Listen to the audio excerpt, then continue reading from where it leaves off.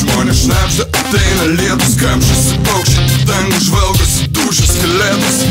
Niūrus tamsus debesis leido šaknis rapyromis, moteris supo kūdikius, laukdamas grįžtančių vyrų.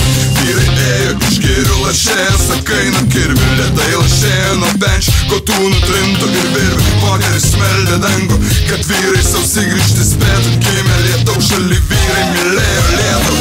Nes vyrai buvo iš tų, kuriais papuošiamos sakmės, iš tų, kas duoną bučiavo, gerbdavo akmenis, iš tų, kas atmintį saugojo, sąžinę garbę turėjo, juk žemė, kurioje ėjo, buvo jų šaknis.